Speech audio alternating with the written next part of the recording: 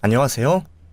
저는 경기도 어느 작은 도시에서 빵집을 운영하고 있는 30대 여자입니다. 저는 매일 아침 이 채널에 올라온 여러분들의 사연을 들으며 빵을 굽고 있습니다. 제가 이 채널을 하루도 빠짐없이 듣고 좋아하는 이유가 있는데, 그 이유는 바로 여러분들이 보내주신 사연을 들으면 제가 유난히 불행한 사람인 것 같지도 않고 제 삶이 그리 특별한 것 같지도 않아서입니다. 이게 도대체 무슨 말인가 싶으시죠? 세상에 버려지고 늘 불행하기만 한 것 같다고 느꼈던 제 삶을 평범한 삶으로 만들어주는 이 채널의 사연들이 어찌나 고마운지, 저도 언젠가 기회가 된다면 이곳에 사연을 보내고 싶다는 생각을 종종 했었습니다. 그러다 얼마 전 이 채널에 올라와 있는 여러분들의 사연에 못지않을 만큼 기가 막히고 화가 나면서도 또 통쾌한 일을 겪게 되어 부랴부랴 제 사연을 적어보내게 되었습니다. 평생 부모 속 한번 썩이지 않고 착하고 바르게 자라왔던 저희 엄마가 미혼모가 되고 난 후 집에서 쫓겨나기까지 했었는데, 어떠한 계기로 인해 엄마는 저를 다시 외할머니 집으로 데리고 들어갈 수 있게 되었습니다. 그렇게 저는 엄마와 할머니 그리고 외삼촌의 사랑을 듬뿍 받아 아빠의 빈자리를 느끼지 못하고 지낼 수 있게 되었습니다. 그러나 힘든 상황에서도 미소를 잃지 않고 늘 긍정적으로 저를 키워내셨던 저희 엄마가 제가 7살이 되던 해에 지병으로 세상을 떠나게 되었고, 저는 외할머니의 손에 맡겨지게 되었습니다. 아비도 없이 태어난 것도 불쌍한데 이 어린 나이에 어미도 잃다니. 이 어린 게 전생에 무슨 죄를 지었다고 이런 가혹한 일들만 벌어지나 싶다. 부모를 잘못 둔 것도 죄라면 죄가 되겠구나. 엄마, 그래도 세빈이한테는 우리가 있잖아요. 물론 엄마랑 아빠랑은 차원이 다르겠지만 우리가 엄마 아빠의 빈자리가 느껴지지 않도록 잘 돌봐주면 세빈이 그래도 괜찮을 거예요. 우리 세빈이 누나 닮아서 천성이 착한 아이라는 거 엄마도 아시잖아요. 내 나이도 이제 70이고 내 몸 하나 건사하기 힘든데 내가 어떻게 이 어린애까지 키우겠어. 나는 정말 자신이 없다. 그래도 그나마 내가 얘한테 해줄 수 있는 건 씻겨주고 먹여주고 재워주는 것밖에 없을 것 같구나. 엄마는 그것만 해주세요. 그 외의 건 제가 할 테니까 다른 건 절대 걱정하지 마시고요. 저 각오 단단히 했어요. 제가 세빈이를 내 딸처럼 잘 키워야지 누나도 마음 편히 눈 감을 수 있을 거라는 생각을 하면 어떻게든 내가 세빈이 잘 키워야겠다는 마음이 들어요. 엄마가 세상을 떠나고 난 후 할머니와 외삼촌이 저를 거둬주셨는데, 엄마가 세상을 떠난 것이 슬프긴 했지만 최선을 다해 저에게 부모 역할을 해주시던 할머니와 외삼촌 덕분에 저는 씩씩하게 자랄 수 있었습니다. 그런데 5년 후 할머니마저 세상을 떠나셨고 제게 가족이라고 남은 사람은 외삼촌이 유일했습니다. 세빈아, 삼촌이 지금까지 그래왔던 것처럼 삼촌이 세빈이의 아빠도 되어주고 엄마도 되어주고 친구도 되어줄게. 우리 세빈이 시집갈 때까지 삼촌이 세빈이 옆에 있어줄 테니까 세빈이는 엄마랑 할머니 없다고 슬퍼하지 말고 걱정하지 마. 할머니가 돌아가시고 세상에 삼촌과 단 둘이 남게 되었을 때, 삼촌은 약속대로 제게 부모도 되어주고 친구도 되어주셨습니다. 저는 외삼촌을 제 부모라 생각하며 삼촌의 말도 잘 듣고 공부도 열심히 하면서 삼촌에게 많은 의지를 했었습니다. 그런데 삼촌과 단둘이 산 지 1년 만에 저는 삼촌에게서 버려지게 되었습니다. 세빈아, 삼촌이 정말 미안해. 삼촌도 이러고 싶지 않았는데 삼촌도 어쩔 수가 없었어.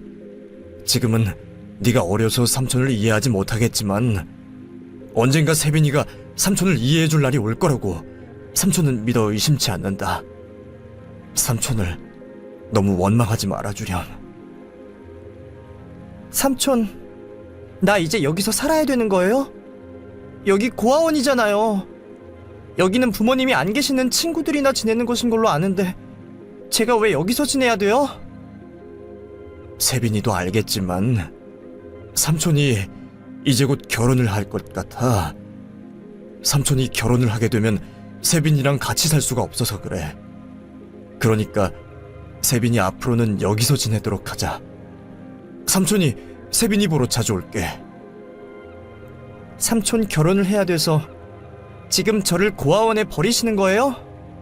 언제는 저 시집갈 때까지 제 옆에 있어 주시겠다고 하셨으면서 어떻게 저를 여기에 버릴 수가 있어요? 세빈아, 삼촌은 절대로 세빈이를 버리는 게 아니야. 가능하다면 세빈이 데리러 올 수 있도록 삼촌이 노력해볼게.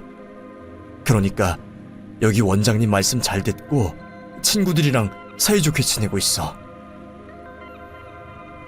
결혼을 하게 된 삼촌은 더 이상 저를 키울 수 없게 됐다며 저를 고아원에 맡기셨고, 그 후로 저를 찾아오지는 않으셨지만 종종 고아원으로 선물을 보내곤 하셨습니다.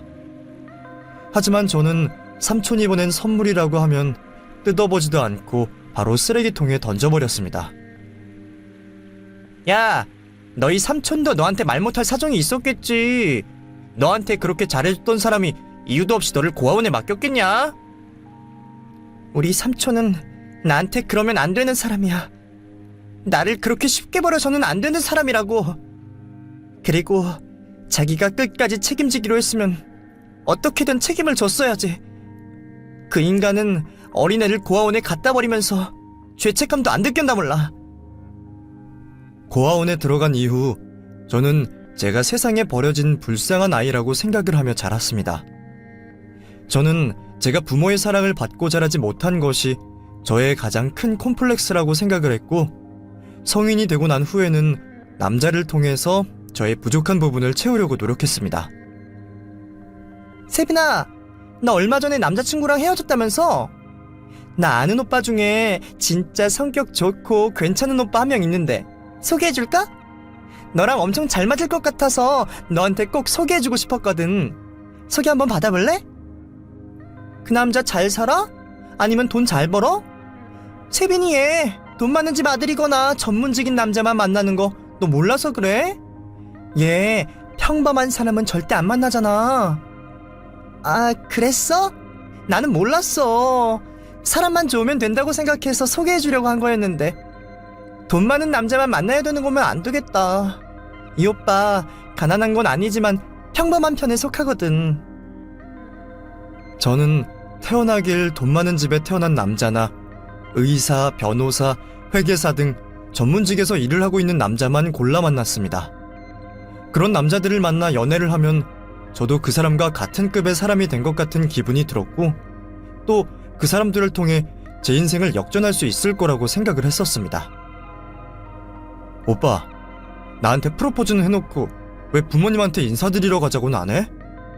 설마 지금 나한테 프로포즈한 거 후회하고 있는 건 아니지? 그게 아니라 부모님이 아직 며느리를 맞을 생각이 없으시다고 해서 지금 당장 인사드리러 가긴 힘들 것 같아. 무슨 소리야?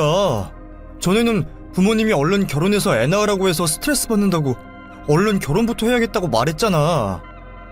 설마 오빠 부모님이 나 보기 싫다고 하셔서 미루고 있는 거야? 미안하다. 사실 두 분한테 네 이야기를 하긴 했는데 두 분은 본인들이 원하는 며느리를 맡고 싶다고 하시는 중이셔서 우리 결혼 준비하고 있는 건 일단 다 취소해야 될 것 같아. 그래도 너무 걱정하지 마. 내가 어떻게든 두 분 잘 설득시켜볼게. 25살일 때 저는 결혼을 할 뻔하긴 했었습니다. 돈이 많은 집안의 아들이기도 했고 100억대 매출을 내는 화장품 회사 대표이기도 했던 남자와 말이죠. 하지만 남자친구의 부모님이 고아에다가 제대로 된 직업도 없는 저를 며느리로 드릴 수 없다고 해서 저희는 결국 파혼을 하고 말았습니다. 정확히 말하면 제가 파혼을 당한 것이었죠. 세빈아, 너 남자친구랑 헤어졌다면서? 프로포즈까지 받았다고 하길래 결혼도 당연히 하는 줄 알았는데 이게 무슨 일이니? 혹시 남자친구 부모님이 결혼 반대한 거야? 부모도 없는 고아라고 하니까 고아는 절대로 안 된다면서 극구 반대를 하셔서 파혼하기로 했어. 근데 나는 괜찮아. 너도 알겠지만 나 남자 잘 만나는 편이잖아. 세상에 널린 게 남잔데 이 정도로 나 속상해하진 않아. 그래, 나는 너만큼 남자 잘 만나는 앤 또 못 봤어. 어쩜 그렇게 돈 많은 남자만 만날 수 있는지 너 그것도 정말 재능이다. 처음 파혼을 당했을 때 저는 정말 아무렇지도 않았습니다. 딱히 아쉽지도 않았고요. 친구에게 말했던 것처럼 널린 게 남자였고 저는 또 그만한 남자를 만날 자신이 있었기 때문이었죠. 그래서 저는 파혼 후에도 돈 많고 잘 나가는 남자를 만나 연애를 하게 되었는데 그 남자와는 정말 열렬히 사랑을 했기에 부모의 반대도 이겨내고 결혼을 할 수 있을 거라고 생각을 했습니다. 네가 그 세빈이라는 애구나. 우리 아들한테 네 이야기 많이 들었다. 너희 둘 결혼할 생각이라고 하던데 그 전에 너한테 내가 물어보고 싶은 게 있어. 너 고아원에서 자란 고아원 출신이라고 하던데 그게 사실이니? 네, 14살 때부터 고아원에서 자랐습니다. 제가 오빠에 비해 정말 많이 부족한 사람이지만 오빠에게 좋은 아내가 되어줄 수 있습니다. 제가 오빠한테도 어머님이랑 아버님한테도 정말 잘할 테니까 저희 결혼 허락해주시면 안 될까요? 좋은 아내라니. 김칫국 마시지 말았으면 하네. 나는 너희들 결혼 허락해줄 생각이 추워도 없다. 너도 참 애가 왜 이렇게 생각이 없니? 너 같은 고아원 출신의 애가 우리 집안에 시집 오는 게 가능할 거라고 생각한 거니? 내가 볼 때 너 돈 좀 있는 남자 꼬셔서 팔자 고쳐보려고 하는 것 같은데 내가 그렇게 되도록 가만히 둘 것 같아? 그래도 그때 당시의 남자친구는 직전에 만나던 남자친구와는 달리 자신의 부모가 결혼 반대하는 것에 대해 크게 화를 냈고 또 저에게 걱정 말라며 안심을 시켜주기도 했었습니다. 세빈아, 걱정하지 마. 내가 어떻게 해서든 우리 부모님 마음 돌릴 수 있도록 해볼게. 부모님이 죽어도 안 된다고 하시면 내가 집을 뛰쳐나와서라도 너랑 결혼할 테니까 나만 믿고 조금만 기다려줘. 본의 아니게 너에게 상처를 줘서 정말 미안해. 오빠 자신 있어?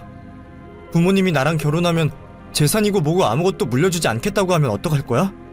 그래도 괜찮아? 당연하지. 너도 알겠지만 나 부모님 없이도 잘 먹고 잘 살 수 있는 직업을 가졌잖아.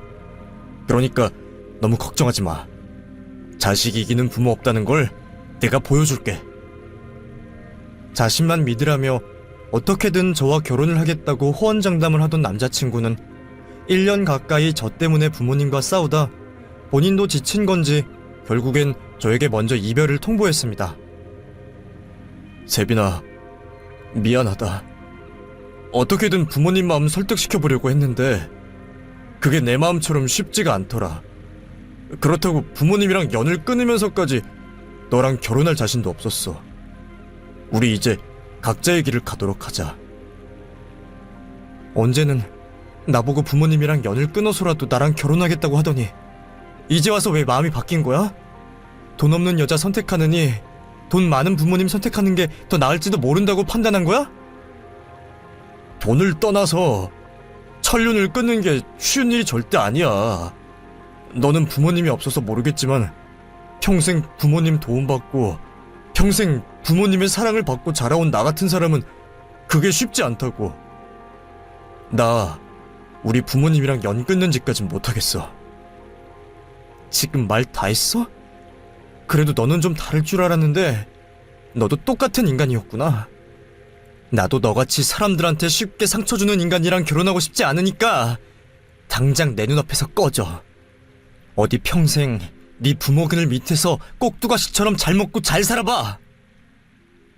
두 번째 파혼을 당하고 난 후 저는 계획을 바꿔 저를 좋아하는 어른들의 자녀를 공략해보기로 했습니다. 당시 제가 피부관리실에서 일을 하고 있었는데 저희 피부관리실에 자주 오던 부자 모자가 하나 있었습니다. 그 어머님은 저를 딸처럼 여겨주시고 엄청 예뻐해 주셨는데 저는 그 어머님의 아들을 사적으로 연락해 꼬셨고 그렇게 연애를 시작하게 됐습니다. 우리 아들이랑 만나고 있다는 이야기 들었어요. 이건 별거 아니고 일하면서 당 충전하라고 사온 디저트니까 이거 먹으면서 일해요. 그나저나 우리 아들이 잘해줘요? 우리 아들 성격이 좋아서 자기 여자한텐 엄청 잘해줄 텐데. 네, 맞아요. 오빠 정말 잘해줘요. 세상에 이렇게 다정하고 착한 사람이 있나 싶을 정도로 너무 잘해줘서 요즘 매일이 행복해요. 어머님이 이렇게 좋으신 분이셔서 오빠가 다정하고 착한 사람인 것 같다는 생각이 들어요. 정말 감사합니다, 어머님. 내 덕분은 아니고 걔가 원래 천성이 착했어요. 어쨌든 우리 아들이랑 싸우지 말고 사이좋게 잘 만나봐요. 그리고 우리 아들이 속 썩이고 그러면 나한테 바로 말해요. 내가 대신 혼내줄 테니까. 제가 일부러 공략을 하고 만난 남자친구의 엄마는 저희 연애 소식을 들으시고는 잘 만나보라고 응원을 해주시고 제가 일하는 피부관리실에 올 때마다 저를 위한 선물을 사들고 와주셨습니다. 그래서 저는 이 사람과의 결혼은 별탈 없이 수월하게 할 수 있겠다 싶었는데 그건 저의 크나큰 착각이었습니다. 지금 두 사람 결혼하겠다고 나를 찾아온 거야? 세상에, 결혼이라니. 둘이 연애만 하고 끝내는 거 아니었어? 우리 만날 때부터 진지한 관계로 만난 거였어요. 그래서 생각보다 일찍 결혼 이야기까지 나누게 된 거고요. 엄마, 이 사람 좋은 사람인 거 알잖아요. 그러니까 다른 말 하지 마시고 그냥 저희 결혼 허락해 주세요. 나는 두 사람 당연히 연애만 할 거라고 생각했어. 근데 결혼이라니. 결혼 전제로 만나는 거였으면 나 두 사람 연애도 못하게 내가 나서서 말렸을 거야. 지금 나 가지고 장난하는 것도 아니고 이게 무슨 짓들이야? 연애는 어차피 장난이니까 수준 차이가 좀 나도 상관없지만 결혼이라고 하면 그 이야기가 달라지지. 남자친구 엄마가 저를 너무나도 예뻐해 주셔서 당연히 결혼 허락을 받을 수 있을 거라고 생각을 했었는데 남자친구 엄마는 결혼 이야기가 나오자마자 표정을 싹 바꾸시고는 절대로 허락을 해줄 수 없다고 말했습니다. 그리고 저에게도 180도 태도를 바꾸며 말했습니다. 저기요, 김세빈 씨. 내가 웃는 얼굴로 친절하게 대해주니까 내가 우스워 보였어요? 어떻게 겁도 없이 우리 아들을 탐낼 수가 있어요? 김세빈 씨는 자기 객관화가 안 되는 사람인가? 김세빈 씨랑 우리 아들이 수준이 맞다고 생각해요? 엄마, 왜 그런 식으로 말을 해요? 세빈 씨가 저보고 억지로 결혼하자는 것도 아니고 우리 둘 서로 사랑하고 좋아해서 결혼한다는 건데 왜 수준을 운운하시는 거냐고요? 너는 가만히 있어. 너는 딱 보면 모르겠니? 이 여자가 우리 집 돈 보고 의도적으로 접근한 거잖아. 내가 잘해주고 자기 좋아해주는 것 같으니까 우리 집 며느리도 될 수 있을 거라고 생각해서 의도적으로 너한테 접근한 거라고. 우리 세빈 씨 그런 사람 아니에요. 솔직히 이 사람 저희 집에 비해 가진 게 없는 건 맞지만 정말 착하고 현명한 사람이라고요. 엄마는 왜 가진 걸로 사람을 함부로 판단을 하고 그러세요? 저를 인간적으로 좋아해주던 사람도 결국은 저의 출신 때문에 결혼을 반대하는 것을 보고 그때 깨달았습니다. 기적이 일어나지 않는 이상 고아는 절대로 돈 많은 부잣집 도련님과 결혼을 할 수 없는 것을 말이죠. 세빈씨, 내가 어떻게든 엄마 설득시켜볼게요. 사실 엄마가 며느리 욕심이 조금 있었거든요.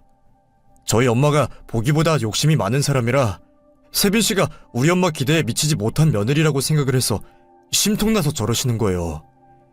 근데 우리 엄마 세빈씨가 아니라 누가 봐도 저렇게 하셨을 거니까 너무 속상해하지 말고요. 우영씨, 미안하지만 우리는 인연이 아닌 것 같아요. 저 때문에 괜히 어머님이랑 싸우지 마시고요. 오늘 집에 가셔서 어머님한테 저랑 헤어졌다고 말씀드리세요. 세빈씨, 왜 이래요? 벌써 포기하기는 일러요. 그리고 이 정도 반대도 생각도 못하고 저랑 결혼할 생각한 거예요? 세빈 씨, 저를 정말 사랑한다면 힘들어도 조금만 견뎌주세요. 우영 씨 어머님 말씀이 맞아요. 저는 우영 씨한테 어울리는 여자가 아니에요. 제 수준은 밑바닥인데 그것도 모르고 우영 씨 같은 사람을 만나려고 했다니. 제가 욕심이 많았던 거예요. 저 더 이상 상처받고 싶지 않으니까 제발 여기서 끝내주세요. 3번의 파혼을 당하고 난 후 더 이상 상처를 받고 싶지 않았던 저는 그 이후로는 그 어떤 남자도 만나지 않았습니다. 그리고 저는 평생 살아왔던 고향을 떠나 연고지 하나 없는 작은 시골 동네로 이사를 가기로 결심했습니다. 세빈아, 가족도 없는 네가 여길 떠나면 어떻게 살아가겠다는 거야? 여기는 그래도 친구들이라도 많지. 네가 가는 곳은 아는 사람 단 한 명도 없는 곳이잖아. 나는 지금 나를 아무도 모르는 곳에서 새 출발하고 싶어. 나 지금까지 너무 잘못 살아온 것 같아. 고아원에서 자란 게 잘못이 아닌데 나 혼자 자격지심에 나를 괴롭게 만들고 또 결핍을 남자로 채우려고만 했어. 근데 나 이제는 그렇게 살고 싶지 않아서 새 출발을 하려는 거야. 저는 새 마음으로 새로운 삶을 살기 위해 작은 동네로 내려오게 되었고, 이사를 하던 날 저희 집에서 도배를 해주고 있던 도배사인 남편을 처음 만나게 되었습니다. 처음 보는 얼굴인데 이 동네 사람은 아니시죠? 어쩐 일로 이 작은 동네까지 이사를 오시게 되신 거예요? 혼자 사시는 것 같은데 결혼은 아닐 테고 공무원이셔서 발령이라도 받으신 건가요? 공무원은 아니고 그냥 여기서 한번 살아보고 싶어서 내려왔어요. 동네가 조용하니 좋은 것 같더라고요. 여기서 제빵하고 다니면서 빵집을 하나 차려볼까 생각 중인데 괜찮겠죠? 빵집 좋죠. 제가 여기 토박이라 상권 잘하니까 빵집 차릴 때 저한테 한번 연락 주세요. 제가 상권 기가 막히고 월세 저렴한 곳 알아봐 드릴게요. 저 또래로 보였던 남편은 사람들을 자주 만나는 도배 일을 해서 그런지 낯가림도 없고 싹싹하니 성격이 아주 좋아 보였습니다. 저희 집에 도배를 할 때 딱 한 번 본 사람이기는 했지만 빵집을 차릴 때 제가 도움받을 수 있는 유일한 사람이 남편이었기에 저는 얼굴에 철판을 깔고 남편에게 연락을 했습니다. 빵집 차릴 때쯤 연락 주시라고 하셔서 연락드렸어요. 그때 상권도 추천해주고 상가도 알아봐 주신다고 하셨잖아요. 저 좀 도와주실 수 있으실까요? 안 그래도 연락 기다리고 있었어요. 마침 엄청 좋은 자리를 내가 하나 알게 됐거든요. 내일 시간 되면 저랑 한번 같이 가보실래요? 외지에서 온 젊은 여자 혼자 가는 것보다 이 동네 토박이인 저랑 같이 가시는 게 훨씬 도움되실 거예요. 그렇게 저는 오지랖이 넓은 남편 덕분에 연고지 하나 없는 작은 동네에서 빵집을 차릴 수 있게 되었고 본격적인 새 출발의 신호탄을 터뜨릴 수 있었습니다. 제가 빵집을 차리고 난 후 남편은 매일 아침 일찍 저희 빵집을 들려 빵을 사가곤 했는데 저는 그게 조금 부담스럽게 느껴졌습니다. 매일 이렇게 아침마다 빵 사가 주셔서 감사한데 굳이 이렇게까지 안 해주셔도 돼요. 저 잘 되라고 이러시는 건 잘 알지만 조금 부담스러워서요. 장사하는 사람한테는 첫 개시 손님이 중요하지 않아요? 그래서 일부러 첫 개시 손님 하려고 가게 여는 시간 맞춰서 오는 건데 그렇게 말하면 서운하죠. 그리고 여기 빵 맛이 좋아서 같이 일하는 직원들 간식으로 사가는 거니까 부담 갖지 마세요. 뭐 설마 제가 그쪽 좋아해서 이러는 거겠어요?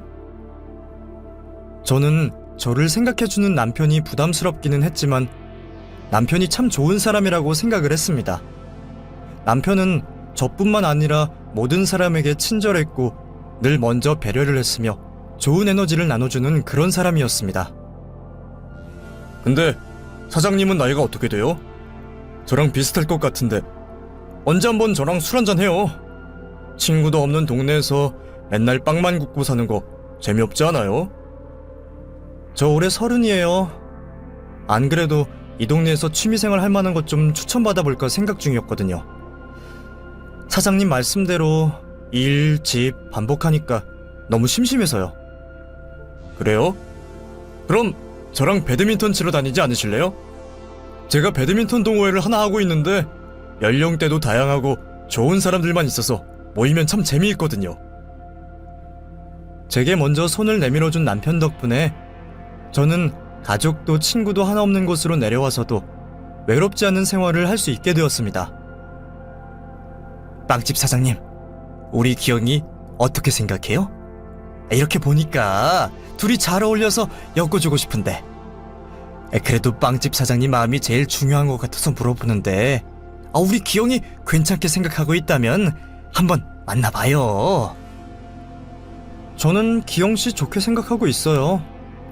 나이도 어린데 성실하고 어른들한테도 잘하고 성격도 너무 좋고 배울 점이 많은 사람인 것 같아서요.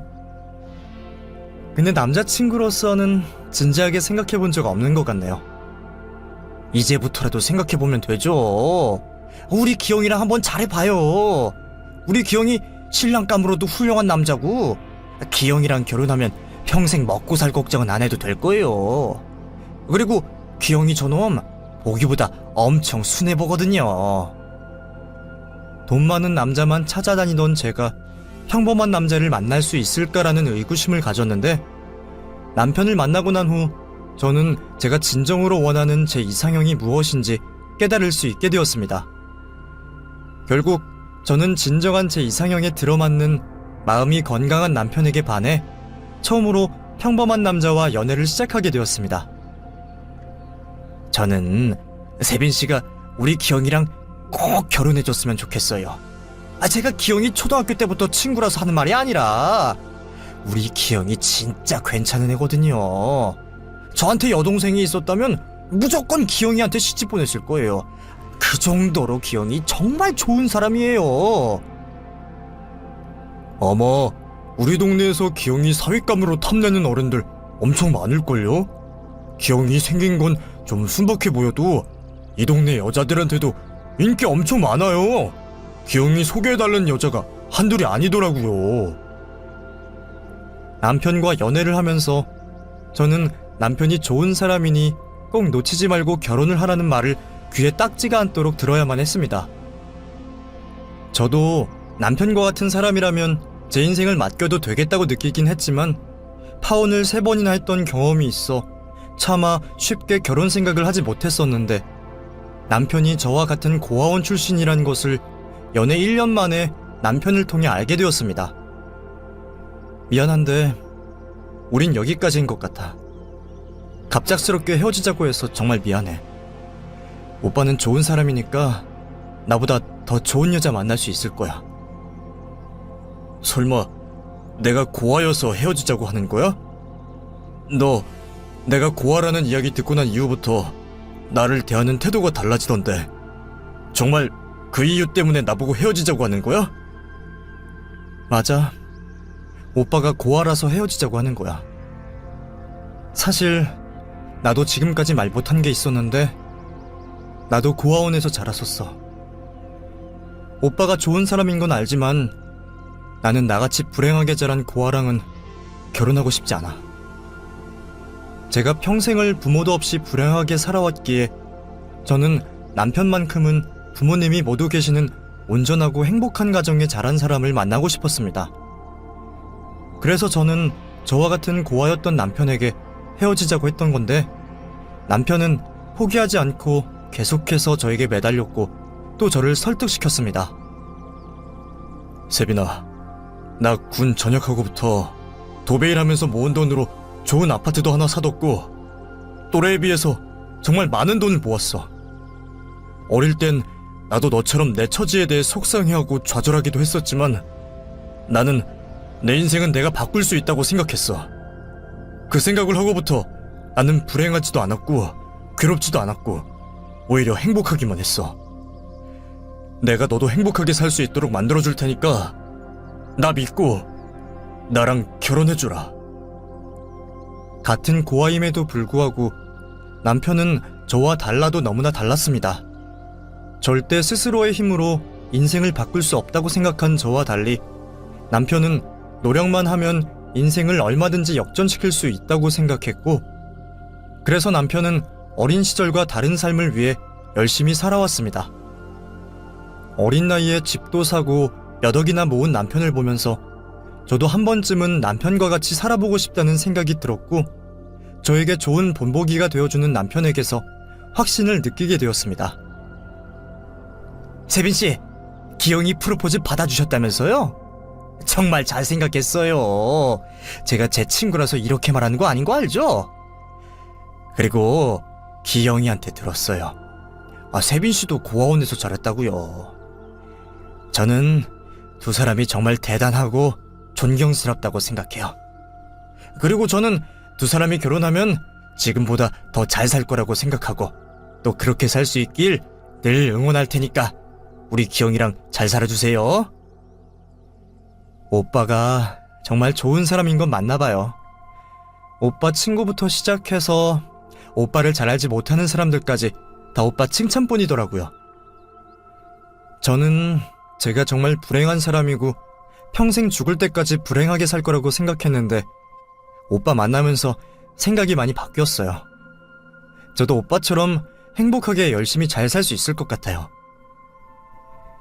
남편과 저는 많은 사람들의 축복 속에서 결혼식을 올릴 수 있었고, 결혼 후 많은 이들의 응원을 받을 수 있었습니다. 그리고 감사하게도 저희는 결혼을 하자마자 아이를 가질 수 있었는데, 남편의 인복 덕분에 친정 식구 하나 없는 저였지만 저는 많은 분들의 도움을 받아 아이도 무사히 출산을 할 수 있었습니다. 딸아이가 태어난 후 제게 남아있던 작은 근심과 걱정들도 남김없이 사라지게 되었고, 남편과 더 화목한 가정이 될 수 있기 위해 매일 열심히 최선을 다해 살아갔습니다. 치열하지만 평화롭기만 하던 날만 지속되던 어느 날이었습니다. 딸아이를 데리고 남편과 오랜만에 외식을 하러 갔는데, 그곳에서 누군가가 남편에게 반갑게 인사를 건넸습니다. 이야, 최기영, 오랜만이다. 너 장가 갔다는 이야기 들었는데 정말 장가를 가긴 갔구나. 거기다 애까지 낳았어? 너 진짜 많이 컸다. 오랜만이다. 나도 애들 통해서 너 경찰 됐다는 소식 들었어. 고생 많이 했었는데 정말 축하한다. 근데 여긴 어쩐 일이야? 나 여기로 발령받았거든. 앞으로 여기서 지낼 것 같아? 근데 너 장가갈 돈은 모아두고 장가간 거냐? 돈도 없는데 막 지른 건 아니지? 내 소식을 제대로 못 들었나 보네. 나 애들 중에서 돈 제일 많이 버는 거 몰랐어? 나 집도 있고 차도 있고 지금 상가도 하나 살 계획 중이야. 똑똑하기로 유명했던 내가 설마 무책임하게 돈도 없이 결혼을 했겠어? 남편의 고등학교 동창이라는 사람은 오랜만에 본다는 남편을 보자마자 비아냥거리고 무시하는 태도를 보였고, 저는 그 사람이 너무나도 불쾌하게 느껴졌습니다. 그래도 남편의 친구이니 최대한 티를 내지 않으려고 했는데, 대뜸 저에게 무슨 일을 하냐고 물어보았습니다. 근데 무슨 일 하시는 분이세요? 얼굴 보니까 여기 사람은 아닌 것 같은데. 공무원이세요? 공무원이 아닌 이상은 외지인들이 여기 올 일이 없거든요. 저 사거리 주유소 앞에서 빵집 운영하고 있어요. 여기 사람은 아니고 동네가 좋아 보여서 혼자 내려왔다가 이 사람 만나서 같이 살고 있는 중이에요. 아이고, 이 자식의 꼬임에 넘어가신 피해자분이시군요. 얘가 어렸을 때부터 여자를 참 잘 꼬시긴 했죠. 어쨌든 오늘 만나서 반가웠습니다. 다음에 또 뵀으면 하네요. 남편은 남편의 동창이 어렸을 때부터 자기보다 약하거나 약점이 있는 친구들을 놀리고 괴롭히는 재미로 사는 사람이었다고 말했습니다. 그래서 고아원에서 자란 남편은 항상 그 친구의 단골 놀림거리였다고 말해주었죠. 보니까 사람을 무시해도 아주 더럽게 무시하던데, 당신 앞으로 그 인간 만나면 인사도 하지 마. 동네가 좁아서 안 볼래야 안 볼 수 없을 텐데 어떡해. 그래도 최대한 엮이지 않도록 노력해볼게. 남편의 고등학교 동창을 만나고 난 후에도 한동안 기분이 찝찝하고 좋지 않았는데 남편의 고등학교 동창이 저의 빵집으로 찾아왔습니다. 여기서 빵집 하신다길래 좀 팔아드리려고 왔어요. 우리 경찰서에 같이 일하는 동료들 사줄 빵 좀 사가려고 하는데 맛있는 빵으로 담아주세요. 남편의 고등학교 동창을 보자마자 기분이 나빠지기는 했지만 좋은 의도로 저희 가게에 온 것 같아 애써 웃으며 고객으로서 끝까지 친절하게 응대를 해주었습니다. 그런데 남편의 친구가 계산을 끝내고 난 후 저에게 이런 질문을 던졌습니다. 근데 기영이 걔 고아인 건 알고 결혼하셨어요? 걔가 재수씨한테도 고아인 거 연애 초부터 말하던가요? 설마 아직까지도 기영이 걔 고아원에서 자란 거 모르시는 건 아니죠? 아니다. 결혼까지 해서 애까지 낳고 사는 중인데 그걸 모를 리는 없겠죠? 결혼하기 전부터 알고 있었어요. 근데 왜 그런 질문을 하시는 거예요? 무슨 의도로 저한테 그런 질문을 하신 건지 궁금하네요. 기영이 걔가 워낙 거짓말을 잘하니까 재수씨가 걱정이 돼서 제가 오지랖을 좀 부렸네요. 그리고 제 직업이 경찰이라 그런지 사람들한테 조사대 캐묻는 직업병을 가지고 있거든요. 그러시구나. 근데 저는 그쪽이 다른 의도를 가지고 질문하신 것 같이 느껴지네요. 그리고 모르시고 계신 것 같아서 하는 말인데 저도 고아라 그 사람이 고아인 게 저한테 크게 문제될 건 없거든요. 남편과 같이 저도 고아 출신이라고 하자 남편 고등학교 동창은 얼굴을 심하게 구겼습니다. 그리고는 어이없다는 듯 실소를 터뜨리더니 인사도 건네지 않고 가게에서 나가버렸죠. 그 후로 동네 오다 가다 몇 번 마주치곤 했는데 남편의 동창은 뻔뻔하게 가식적인 웃음을 모이며 항상 이렇게 말했습니다. 기영아, 재수씨, 언제 한번 집으로 초대 좀 해줘. 나 너네 집 구경 한번 가보고 싶다, 야. 결혼도 했는데 애들 불러서 집들이 한번 해야 하지 않겠어? 집들이 이미 했어. 그리고 지금은 내가 일이 바빠서 안 될 것 같고. 나중에 시간 되면 그때 초대해줄게. 야, 내가 없는 집들이가 무슨 집들이냐? 내가 애들 데리고 갈 테니까 집들이 준비해놔. 재수씨, 맛있는 거 많이 준비 부탁드릴게요. 만날 때마다 집들이 타령을 하던 남편 동창은 안 된다는 저희의 말을 귓등으로도 듣지 않고 결국 말도 없이 친구들을 데리고 저희 집으로 쳐들어왔습니다. 연락도 없이 갑자기 이렇게 애들 데리고 오면 어떡해. 집에 안주거리 할 만한 거 없으니까 이러지 말고 일단 나가자. 내가 나가서 술 사줄게. 야, 시켜 먹으면 되지. 요즘 배달이 얼마나 잘 돼 있는데 그래. 그리고 나 여기서 먹고 싶으니까 얼른 상 좀 차려줘. 재수씨, 술은 제가 사왔으니까 먹을 거 간단한 거라도 좀 내와주세요. 친구들을 데리고 막무가내로 집으로 쳐들어온 남편 동창 때문에 화가 나기는 했지만 남편의 다른 친구들을 보며 화를 참기로 했습니다.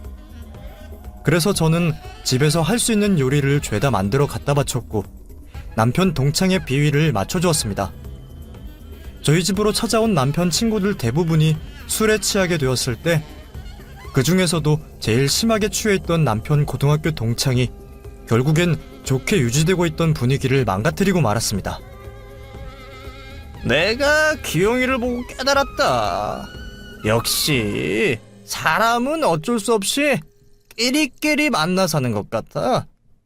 어떻게 고아 출신이라고 자기 와이프도 고아 출신인 사람을 만나서 사는지. 정해져 태어난 사람 팔자라는 게 이래서 바꾸기가 어렵다고 하는 것 같네.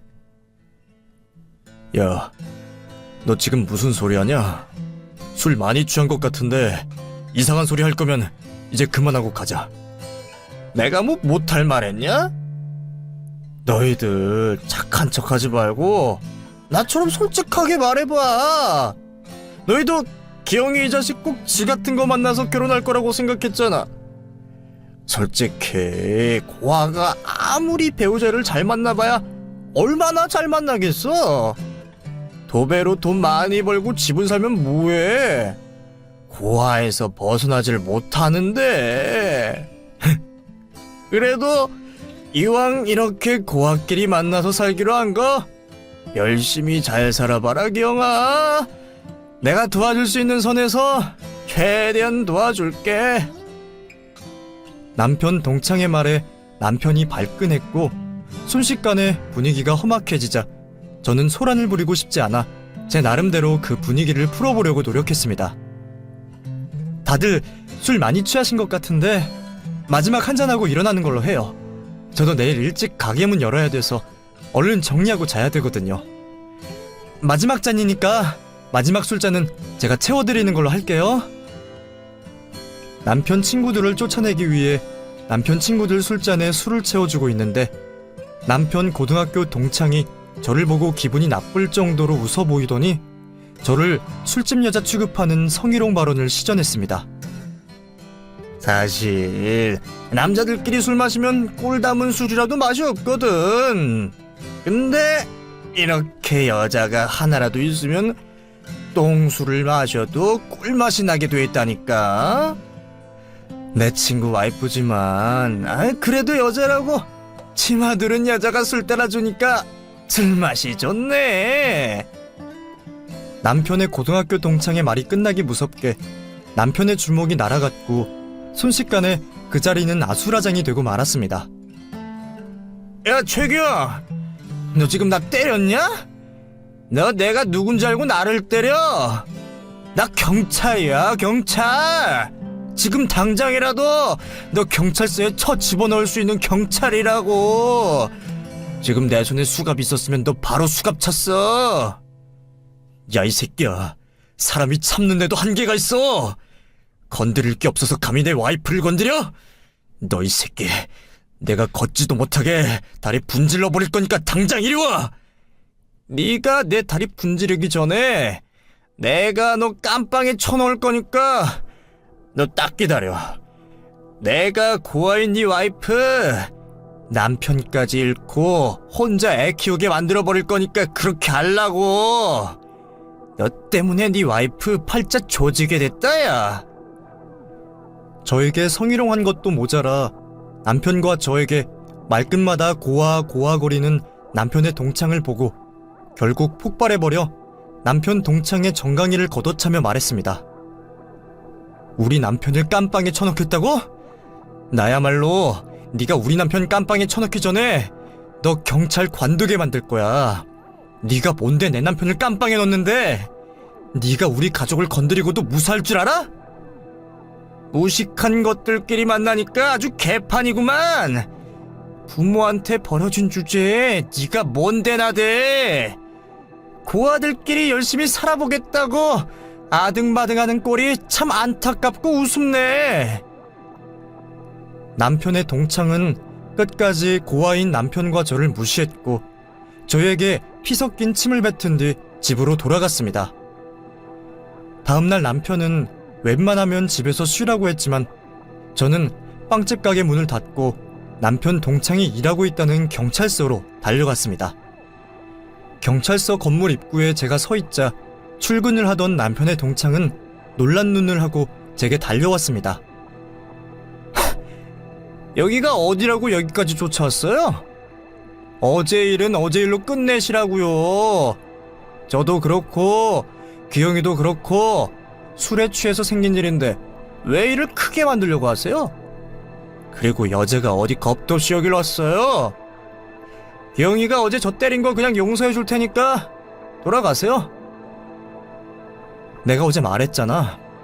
너 경찰 그만두게 만들어 버릴 거라고. 나 절대로 그냥 못 넘어가고 당장 경찰서장 불러서 너 잘라버리라고 말할 거야. 그러니까 너 경찰서장 나올 때까지 여기서 기다려. 경찰서장이 재수씨 친구예요. 괜히 사람 곤란하게 만들지 말고 돌아가시라고요. 남의 직장에서 무슨 행패예요? 남편 동창은 저를 쫓아내려고 안간힘을 썼지만 저는 휴대폰을 꺼내들어 경찰서장에게 직통으로 전화를 걸어버렸습니다.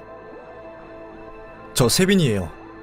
지금 경찰서 앞인데 잠시만 내려와 주실 수 있어요? 많이 급한 거니까 1분 이내로 당장 내려와 주세요. 진짜 우리 서장님한테 전화 걸었어요? 지금쯤 떨리시는 거죠? 재수씨가 우리 서장님 번호를 알 리가 없잖아요.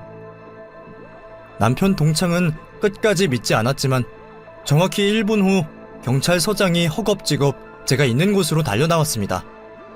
그러자 남편 동창의 면상은 새파랗게 질리기 시작했고 저는 경찰서장에게 말했습니다. 삼촌, 이 인간이 저한테 성희롱을 했는데 이거 어디다 신고하면 돼요? 이 인간 제 남편 고등학교 동창이거든요? 근데 어제 우리 집에서 술 먹겠다고 쳐들어오더니 저보고 여자가 술 따라줘서 술맛 좋다고 하던데 이거 성희롱으로 신고할 수 있는 거 맞죠? 경찰서장에게 제가 삼촌이라고 부르자 남편 동창의 얼굴은 새파랗다 못해 썩어가고 있는 게 아닌가라는 의심이 들 정도로 낯빛이 어두워졌습니다. 사실 제가 부른 경찰서장은 제가 연을 끊고 살았던 저희 외삼촌이었습니다. 경찰이었던 외삼촌이 경찰서장이 되고 우연찮게 제가 살던 곳으로 내려오게 되었는데 저희 빵집에 빵을 사러 온 삼촌과 마주쳐 서로의 존재를 알게 된 것이었습니다. 그 일로 남편은 제게 외삼촌이 존재했다는 걸 처음 알게 되었고 어쩌다 삼촌과 남처럼 지내게 되었는지 물어보았습니다. 사실 우리 엄마 삼촌 때문에 돌아가셨어. 엄마가 삼촌한테 신장 이식을 해주셨거든. 그 일로 삼촌은 건강을 되찾았고 엄마는 건강을 잃으셨어. 그렇게 엄마가 돌아가시고 난 후에 삼촌이 엄마 때문에 목숨을 부지했으니 나에게 부모가 되어주겠다고 약속을 했던 거야. 근데 외숙모 될 사람이랑 처가해서 내가 있으면 결혼 허락을 못 해준다고 해서 날 고아원에 가져다 버린 거였지. 그래서 외삼촌이랑 연을 끊고 살았던 거였구나. 나한테 말 안 할만 했었네. 그래도 이번엔 삼촌이 도와주신 건 정말 고마운 일이다. 삼촌은 나를 고아원에 버리고 난 이후부터 나한테 절절매고 살았어. 자기가 죽을 죄를 지었다고 생각하고 계셨거든. 안 그래도 나한테 평생 죄책감 느끼면서 살고 있는데 그런 조카가 성희롱 당했다고 도와달라는데 가만히 있을 수 있겠어? 나한테 미안한 것도 많고 이 기회로 나랑 관계를 회복하고 싶어서라도 어떻게든 나를 도와주고 싶었겠지. 제가 삼촌을 죽을 만큼 미워하고 원망했던 이유는 삼촌이 저를 고아원에 버렸다는 이유 하나만으로 그런 것은 아니었습니다.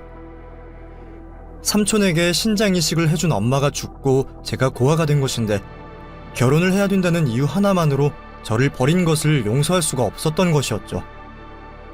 어쨌든 경찰서장인 외삼촌 덕분에 남편의 동창은 징계를 받게 되었는데 알고 보니 남편의 동창은 지금까지 수많은 징계를 받았고 사고를 치지 말고 살라고 고향으로 발령을 받은 것이었다고 했습니다.